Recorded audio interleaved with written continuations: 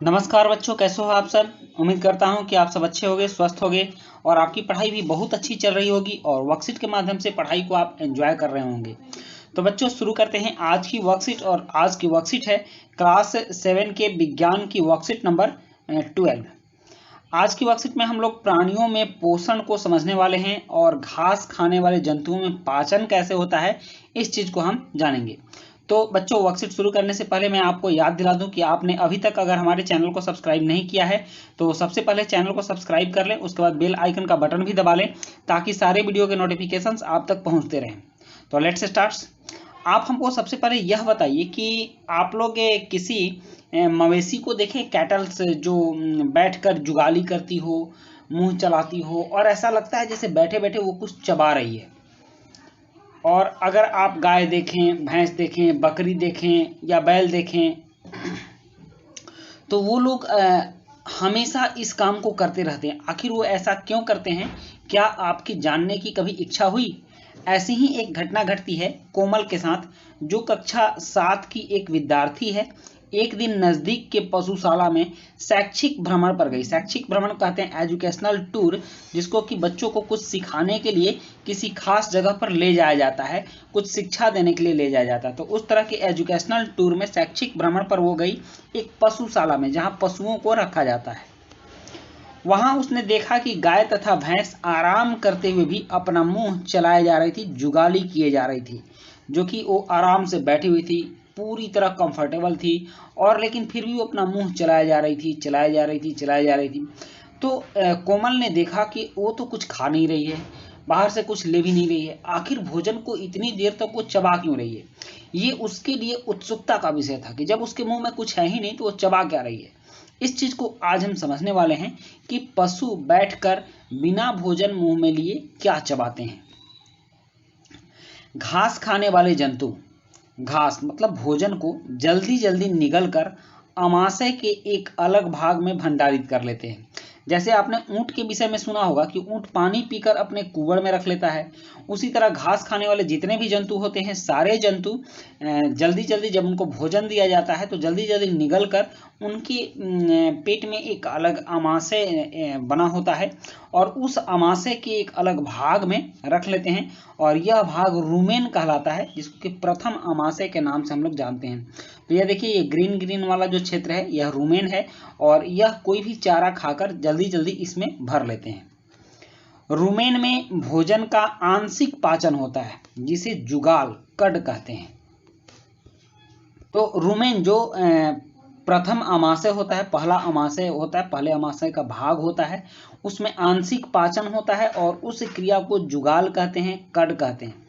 परंतु बाद में जंतु इसको छोटे छोटे पिंडकों के रूप में पुनः मुख में लेता है, जिसे वह चबाता रहता है। खाने के बाद जब वह कंफर्टेबल मूड में होता है, आराम के मूड में होता है, तो अपने अंदर रखे गए भोजन को दोबारा मुंह में लेता है और धीरे धीरे चबाकर उसे छोटे टुकड़ों में करके पुनः पेट के अंदर भेजता है। यह क्रिया उसके साथ चलती रहती है। इस प्रक्रिया को जुगाली करना कहते हैं, मतलब इसको रोमंथन कहते हैं, जुगाली करना कहते हैं। और ऐसे जंतु रूमिनेंट्स अथवा रोमंथी कहलाते हैं। तो बहुत ही अच्छी समझ बनी हमारी कि जुगाली करने वाले जंतु को रोमंथी बोलते हैं और इस तरह के काम को रोमंथन कहते हैं और ऐसे जीवों को रूमिनेंट्स या रोमंथी कहते हैं। तो रोमंथी किसे कहते हैं?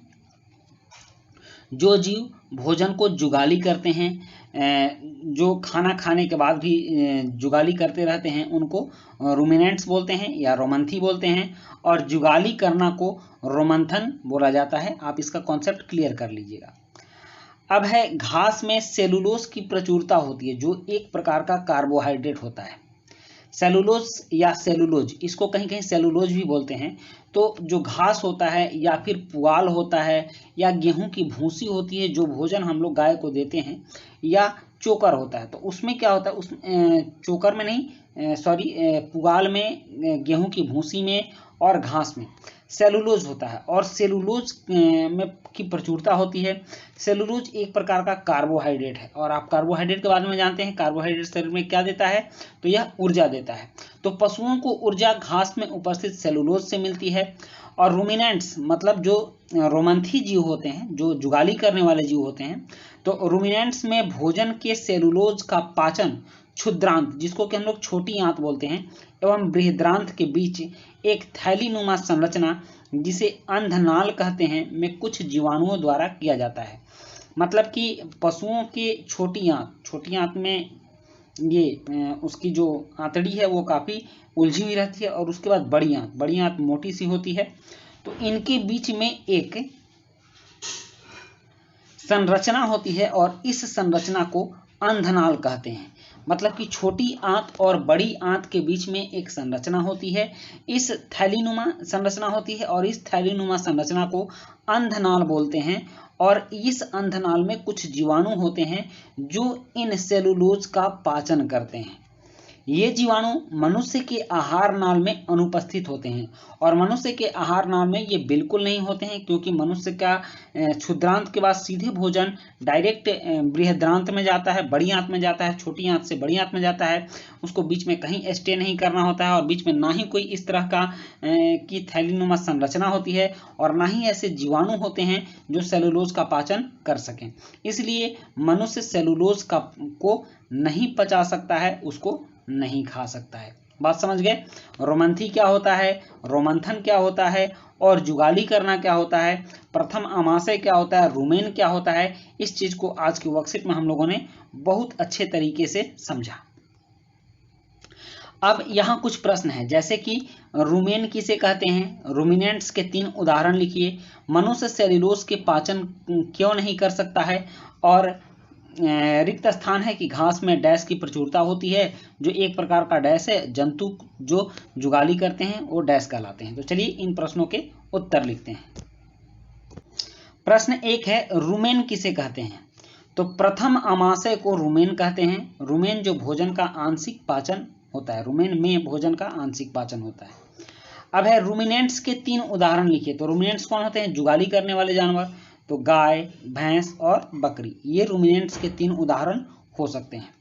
उसके बाद है कि मनुष्य सेलुलोज का पाचन क्यों नहीं कर सकता है, तो आपने जाना है कि मनुष्य के आहार नाल में सेलुलोज के पाचन करने वाले जीवाणु नहीं होते हैं, इसलिए मनुष्य सेलुलोज का पाचन नहीं कर सकता। जबकि आपने देखा है कि जानवरों के छोटी आंत और बड़ी आंत के बीच में ये मान लीजिए बड़ी आंत हो गई, इसके बीच में एक थैलीनुमा संरचना होती है जिसमें जीवाणु होते हैं और यह जीवाणु सेलुलोज का पाचन करते हैं। इस तरह की संरचना मानव में नहीं पाई जाती है, इसलिए मानव सेलुलोज का पाचन नहीं कर सकता है। उसके बाद प्रश्न 4 है कि रिक्त स्थान भरें।